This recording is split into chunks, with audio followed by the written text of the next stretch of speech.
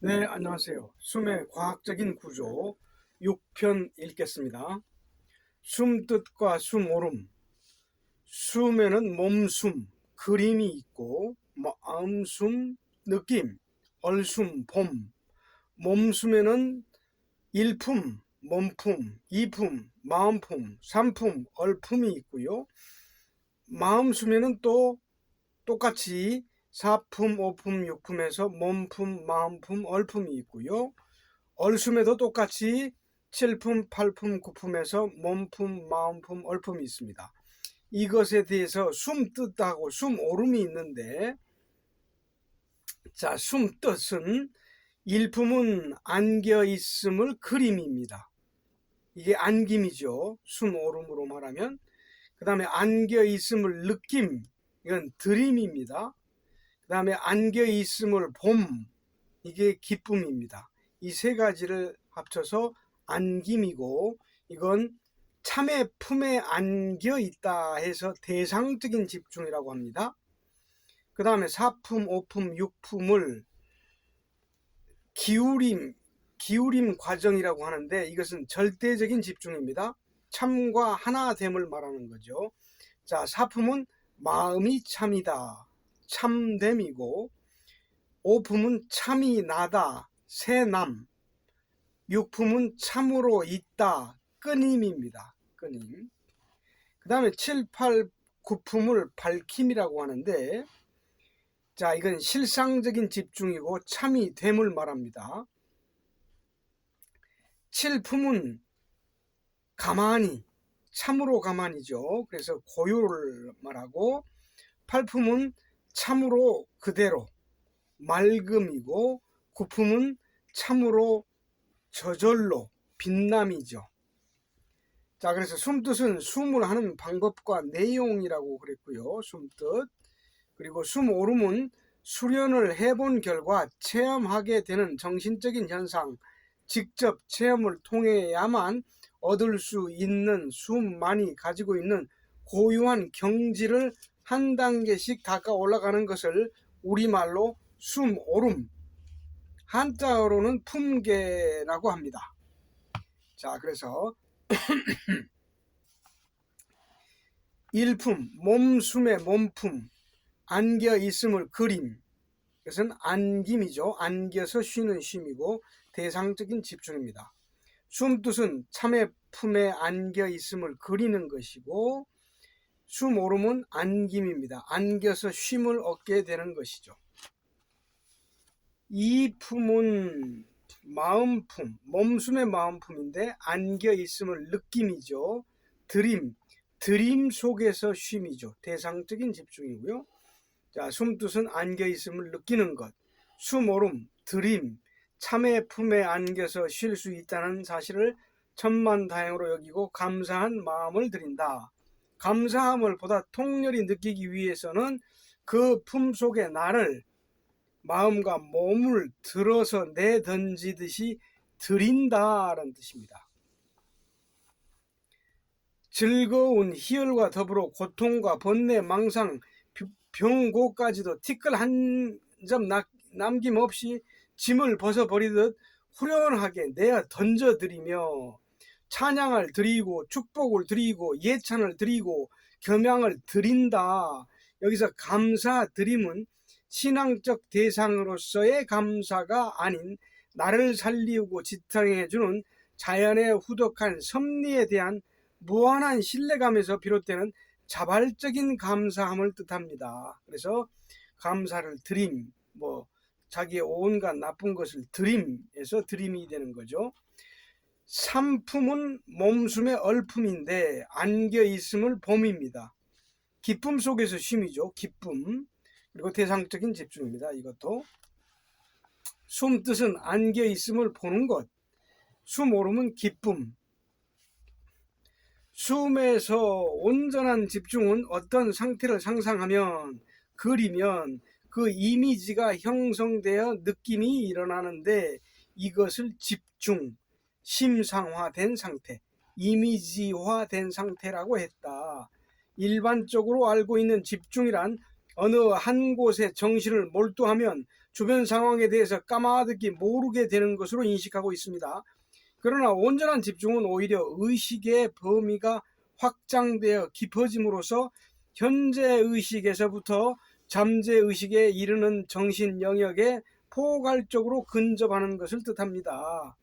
일반적인 정신 집중, 그게 아니죠. 자, 여기에서 보라의 뜻은 나를 감싸 안고 있는 참의 품이나 안겨 있는 안김의 상태를 눈을 감고 집중한 상태에서 시만으로 바라보듯 보라는 것이 아닙니다. 이제는 일의 이품, 이품의 과정을 통해서 완성되어 있는 심리적 상태를 눈으로 직접 보는 것처럼 사실화, 구체화된 사실성 속에 깊숙이 몰입되어 이미 완성되어 있는 쉼의 상태를 보듯이 하고 있는 경지를 보라라고 표현한 것입니다. 보게 되었을 때 일어나는 정신현상이 기쁨이라고 하는 숨오름입니다. 몸숨 전 과정의 집중의 내용은 참이라고 하는 대상이 있기 때문에 대상적 집중이라고 합니다. 무엇인가가 나를 안고 있음을 그리고 느끼고 보는 것으로 나와 나를 안고 있는 나와 참이라고 하는 이원성, 상대성을 갖고 있기 때문입니다. 이것을 특히 사념적인 신앙의 방식으로 해석한다면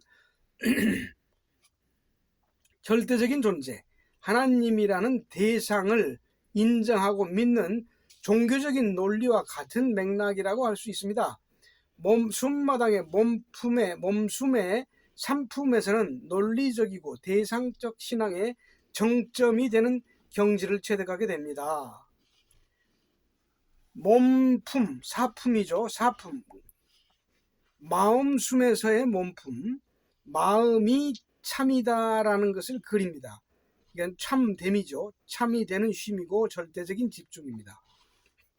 몸숨의 얼품에서는 경지에서 기쁨을 얻고 보면 참의 품에 안겨 있다고 하는 대상, 이것을 기독교적인 표현으로 하나님이라고 합니다.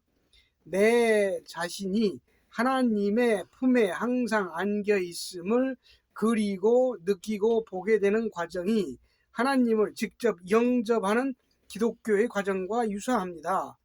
마음에 기쁨이 일어나게 되고 그 기쁨 속에서 젖어들다 보면 이제는 나 자신이 무엇인가에 안겨 있다고 하는 것, 굳이 안겨 있어야만 된다는 자귀성, 즉 대상이 있어야 된다는 사실이 부담스럽게 느껴져 이 경지에 대한 거부 반응이 일어나기 시작합니다. 집중에 익숙해져서 완전한 적응이 이루어지게 되면 항상 법과 더불어 지내듯이 일상화되어 감에 따라 점차적으로 전문성이 깊어져 기쁨을 체험하게 됩니다. 이렇게 참의 품에 안겨 있음이 상식화됨으로써 쉽게 쉼을 얻을 수 있는 상태에 이르면 자연스럽게 사품으로 숨오름을 해야 합니다. 이처럼 오늘날의 기독교, 가톨릭 등 하나님이라는 대상을 섬기는 모든 종교의 경지는 숨에서의 대상적 정신 집중의 차원에서 정체됩니다. 이렇게 되면 신은 항상 섬겨야 할 대상으로 남고 인간은 단지 인간의 차원에 머물러야 할 수밖에 없습니다. 창조주와 피조물이라는 주종 관계를 벗어나지 못하는 차원이지요. 인간은 숙명적 피조물로서 창조주의 종으로 남아 있어야 된다는 것이 바로 샤머니즘적인 숭배의 대상으로서의 분리된 신입니다. 동양권의 정신 문화에서는 이 같은 대상적 집중을 가르치지는 않습니다. 마음숨의 몸품에 이르게 되면 인간과 참이 만나기 시작합니다. 서양적 신앙의 방법으로서는 나와 하나님이 만나는 것이죠.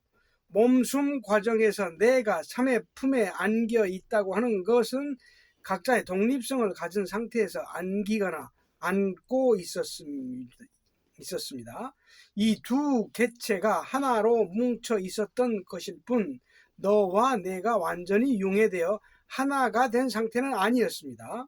그러나 이제부터는 내가 참으로 직접 바뀌어 가는 경지입니다. 바꾸기는 하되 여기에서의 내가의 의미는 몸으로서의 나가 아니고 마음으로서의 나라는 뜻입니다. 그래서 몸이 아닌 나의 마음이 참으로 바뀌는 것입니다. 완성된 드림을 통해서 기쁨을 체험하고 그 기쁨이 발전되고 성숙해지면 하나가 되는 희열을 느끼게 됩니다. 완전한 하나가 되면 마음과 참은 이미 둘이 아닌 경지가 됩니다. 초인생활 강의 약 2년 동안 마음이 왜 참인지에 대한 충분한 설명이 있었습니다. 마음이 왜 참인지에 대해서는 과학적인 깊은 설명을 다시 할 기회가 있겠지만, 한 가지 짚고 넘어가야 할 것은 이전에 우리가 생각했던 마음은 참이 빠져 있는 상태의 마음을 자신의 마음이라고 하였습니다. 실제로 마음 속에 참이 들어있기 때문에 마음과 참은 별도로 구분할 수 없는 완전히 융합된 하나의 객체라는 것이 과학적인 사실입니다. 사람이 가지고 있는 마음, 이 마음과 참은 구분할 수가 없으며 구분할 필요도 없는 것입니다. 직접 숨을 닦아 나가다 보면 이 당연한 사실을 수년하게 체득할 수 있습니다. 여기서부터 마음이 곧 참이다라고 생각을 고쳐서 심상화하면 다시 마음이 참인 상태에 이르게 됩니다.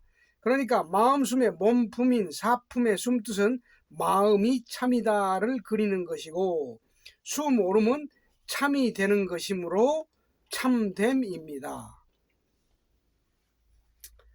자, 마음숨의 마음품, 오품이죠.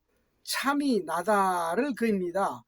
새남, 거듭남 속에서 쉼입니다. 이것도 절대적인 집중인데, 우리가 사용하는 순수한 한글이 세계적인 공용어가 될 날이 곧 올 것입니다. 마음이 어리라는 숨마당의 집중의 세계에 대한 어휘는 우리말처럼 잘 발달된 언어가 없습니다. 앞서 강조했듯이 쉼, 안김, 참됨 이런 것을 다른 말로 대체할 마땅한 인용어가 없습니다. 하나님의 참된 이름은 참이라고 하는 것이 가장 합당한 표현입니다.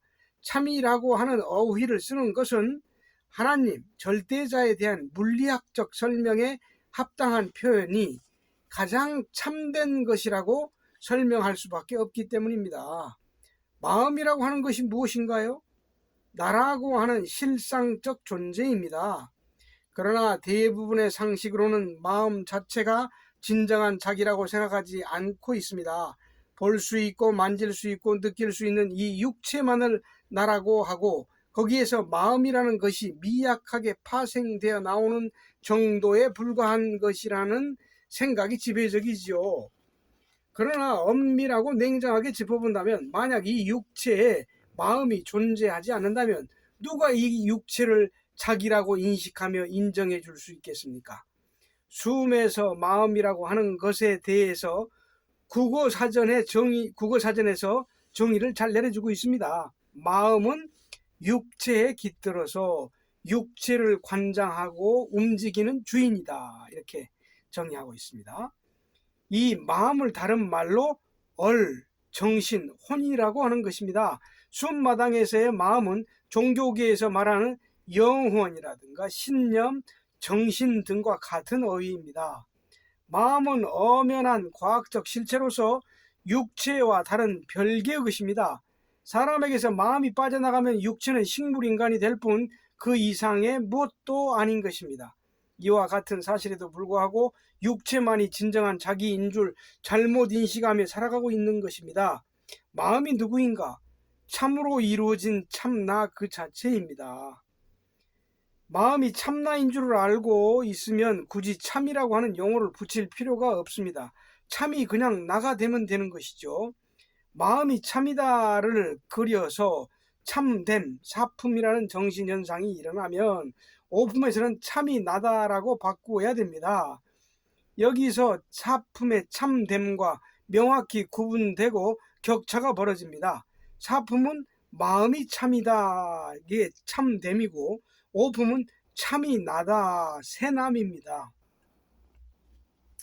이제 서서히 참됨이 구체화, 사실화 되어 가면서 참이 나다라고 하는 숨뜻을 느끼게 되는데, 이때 나타나는 숨오름은 환골탈태하여 거듭난다, 새롭게 탄생한다는 의미의 새남입니다. 마음숨의 마음품에서 숨뜻에 대한 탐구는 일단 마무리가 됩니다. 마음숨의 얼품, 육품은 참으로 있다, 끊임입니다. 끊어짐으로써 얻게 되는 쉼인데 이것까지 절대적 집중입니다. 숨뜻에 대한 이론은 오품에서 끝이 납니다. 6품부터 9품까지의 숨뜻은 나만 달랑 남게 되므로 참이 나로 귀납된 상태에서 숨오름만 진행되어 갑니다. 이렇게 1품에서 6품에 이르는 과정에서 잘못된 정보를 뜯어 고치고 사람의 정신적인 취약성을 효과적으로 이용 집중의 세계로 부드럽게 안내해주는 장점을 기조로 하여 과학적인 올바른 사실을 정확히 입력시켜 가면서 입력하고자 하는 내용을 가지고 집중을 이끌어가는 것이 숨이 가지고 있는 독특한 공부 방법입니다. 6품에서 굳이 숨뜻을 논하자면 참을 보라가 숨뜻이 됩니다. 단지 내가 나를 보고 있을 뿐인 것이 된다, 바라보고 있는 것이 아니고 완성되어 있다는 의미의 보라가 되는 것입니다. 이렇게 마음숨에서도 그리고 느끼고 보는 3단계를 거칩니다. 다음에 얼숨인 7, 8품까지는 그리고 느끼고 본다라고 하는 숨뜻은 없지만 숨오름, 품계는 분명히 이루어집니다. 6품에서 참이 나가 되어 앉아서 나를 보는 상태에서는 어떤 숨오름 현상이 나겠는가요? 끊어짐이 일어납니다. 모든 것에서 완전히 끊어져 버리는데 무엇이 끊어지는 것인가요? 사념이 정지됨으로 인하여 나라는 일개인의 그릇된 인생이 막을 내리게 됨에 따라 참이 아닌 거짓, 환상은 끝을 보게 됩니다. 인간만이 가질 수 있는 일체의 모든 꿈, 잘 살아보겠다, 무엇을 이루어 보겠다, 무엇을 남겨야 되겠다, 행복하게 되겠다 하는 등의 생각이 미치는 모든 것들이 모두 부질없는 망상에 불과했던 것임을 뼈저리게 깨닫게 됩니다. 그래서 가장 먼저 끝나는 것은 계획을 수반하는 꿈이다. 이 꿈이라는 것이 단칼에 베어지듯 자동적으로 뚝뚝 끊어져 버리면 다음에는 자의식, 자존심이 끊어집니다. 구둣발 아래 짓밟히고 5만 가지 심한 욕설을 다 듣게 되더라도 마음이 시면 속에 가라앉은 납덩어리가 된 듯 감정이 끓지 않으며 동요가 없게 됩니다. 부처가 금강경에서 설법한 것처럼 누군가가 내 몸을 위협하고 상해를 가한다 할지라도 가만히 있을 수 있으며 온갖 질투나 분노가 끊어지는 고순도의 집중 상태에 이르게 됩니다. 그리고 그 경지를 가지고 평범하게 생활에 임할 수가 있게 됩니다. 또한 이 끊임이 이루어져야 가슴이 후련해지며 고통 속에서도 약간의 자유를 누릴 수 있게 됩니다. 이것이 완성된 경지는 아니지만 속세로부터의 탈출이 여기서부터 이루어집니다. 육품 이전에는 유체 이탈이라든가 하는 굳이 능력이라는 것에 대한 필요성을 갖지 못하게 됩니다. 굳이 하려 한다면 육체를 잠재운 뒤 꿈속에서나 가능할 뿐입니다. 육품에서부터의 심오한 경지에 대한 것은 필솔로 불과하여 대강의 기술만 합니다. 7품, 얼숨의 몸품이죠. 7품, 참 가만히 고요함 속에서 쉼, 실상적인 집중입니다. 모든 것이 끊어짐으로써 나타나는 숨오름 상태는 고요입니다. 이제서야 비로소 고요라는 심오한 경지에 이르게 되어 마냥 편안해집니다. 설사 누가 나를 짓이기고 때려 죽인다 하더라도 마음은 요지부동이 됩니다. 자존심이 고개 들지 않습니다. 이 상태에서 이제 내가 쉬는구나 라고는 온전한 쉼에 육박해 오기 시작합니다. 1품에서부터 9품까지의 품계를 뜻하는 숨오름은 모두 다 쉼을 의미합니다. 그래서 안김심, 들임심, 빛남 쉼이 되는 것입니다. 질품의 고요라는 쉼 속에서 고요를 느끼며 여기에서부터 열반이라든가 하는 경지의 체험을 하게 됩니다. 여기에서 비로소 스승에 대한 고귀함과 가르침에 대한 절실한 필요성을 느끼게 되며 정신계에 대한 공부가 무엇인지를 깨닫게 됩니다. 팔품, 얼숨의 마음품이죠. 팔품, 참 그대로, 맑음 속에서 쉼, 실상적인 집중입니다. 고요가 완전히 끝나야만 맑음을 경험하게 됩니다. 흙탕물을 투명한 유리병에 채운 뒤 뿌옇던 것이 가라앉아서 완전히 맑아진 상태처럼 마음이 깨끗이 맑아집니다. 구품은 얼숨의 얼품입니다. 참 저절로 빛남 속에서의 쉼, 실상적인 집중입니다. 구품에서 얻을 수 있는 수모름의 쉼은 빛남입니다. 이것을 밝음이라고도 할 수 있겠지만 이 표현 속에서 내가 밝힌다는 표현은 자기성이 있기 때문에 적당치가 않습니다. 저 스스로 빛을 발하게 된다는 의미의 빛남이 바른 표현입니다. 밝아짐, 그렇죠? 밝아짐, 빛남. 숨의 전 과정에 있어서 모든 쉼의 최종 정착지는 빛남입니다. 이 과정을 통해서 다른 수련법에서 온갖 지혜와 방법을 총동원해도 끈질기게 따라붙는 자아, 에고라는 존재가 억지를 써서 떼어내려 하지 않아도 스스로 절묘하게 떨어져 나갑니다. 이 자아라고 하는 존재에는 최대의 취약점이 있습니다. 숨은 그 취약점을 완전히 꿰질러 버립니다. 자아의 존재는 대단히 강하고 끈질겨서 해체하기가 어려운 괴물과도 같습니다. 어떠한 위대한 스승이라 할지라도 자아를 해체시키기란 어렵습니다. 자아를 가지고 있는 사람과 고도의 지혜를 밝혀 깨달음에 이른 자아 없는 스승과 맞부딪히면 자아를 가지고 있는 사람이 이기게 되어 있습니다. 이렇게 막강한 자아가 편안하고 즐겁게 쉬는 숨에 취해서 스스로 떨어져 나갑니다. 자아의 취약점의 속성은 재미가 있고 신이 나는 것에는 자기를 아낌없이 내던지며 좋아 날뛰는 점에 있습니다. 쉼은 이런 속성을 가진 자아의 충족 조건을 원없이 수용해 주므로 쉼 앞에서 무력해 줄 수밖에 없습니다. 거듭 쉬어서 쉼을 얻으면 자아가 좋아라 하며 자기를 팽개쳐 내버리며 올라오게 됩니다. 계속 올라오다 보면 자신도 모르게 뚝 떨어지게 됩니다. 왜 그런가요? 쉼 앞에서는 자아가 존재할 땅이 없기 때문입니다.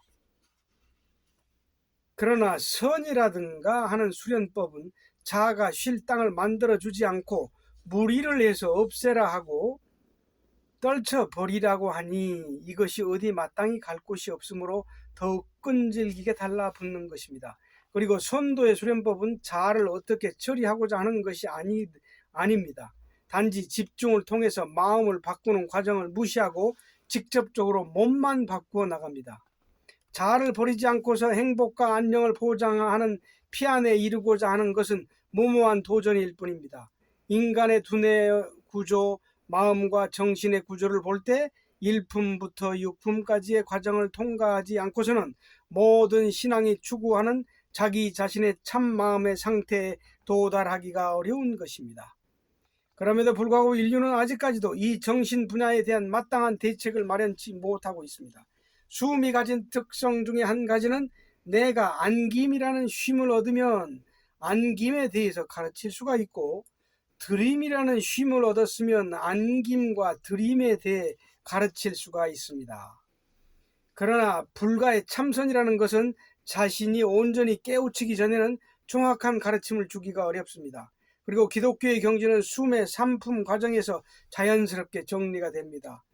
앞에서 누차 강조했듯이 처음에는 참이 있다, 우주에 충만한 진동장 에너지가 있다, 하나님이 있다라고 생각을 통해서 믿어야 합니다.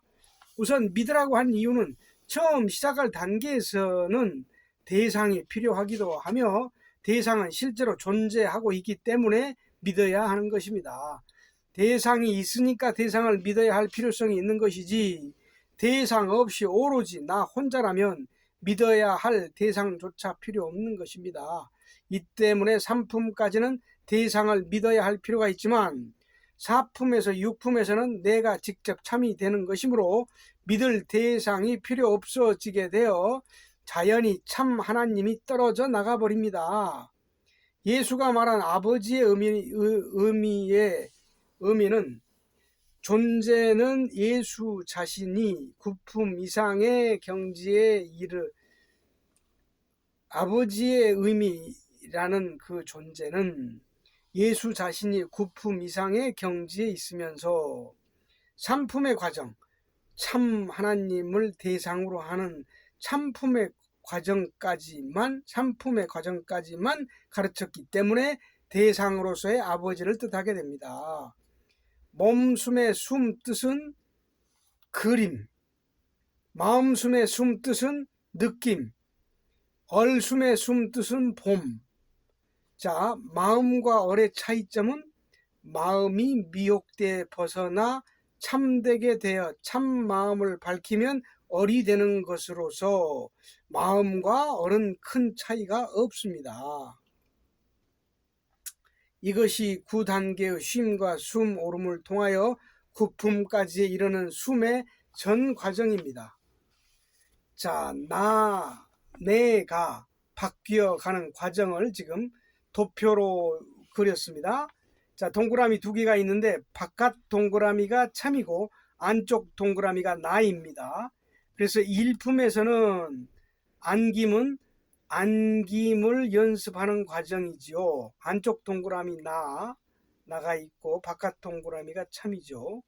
이품에서 드림, 안김이 점차적으로 명료해지면서 안겨 있다는 느낌이 항상 함께 하게 됩니다. 그 다음에 삼품의 기쁨, 완전히 안김의 단계로서 안겨 있다는 생각을 하지 않아도 항상 안겨 있는 상태가 됩니다. 그래서 동그라미 두 개가 되는 거죠. 사품에서는 참됨, 참과 일체가 되기 위한 초기 단계로서 나가 서서히 융해되기 시작합니다. 그렇죠? 가운데 안쪽 동그라미에 나가 서서히 융해되기 시작하고, 오품에서 새남은 안겨 있는 상태에서 내가 융해됨이 절정에 이릅니다. 나가 지금 거의 다 녹아 없어지는 거죠. 그리고 육품에서 끊임은 결국에 내가 완전히 융해되어 참과 일체가 되는 겁니다. 에고, 자아라는 것이 완전히 사라져 버리는 거죠. 그래서 참과 하나 되는 상태입니다. 네, 여기까지 감사합니다. 다음은 7편 마음속에 대하여를 하겠습니다. 감사합니다.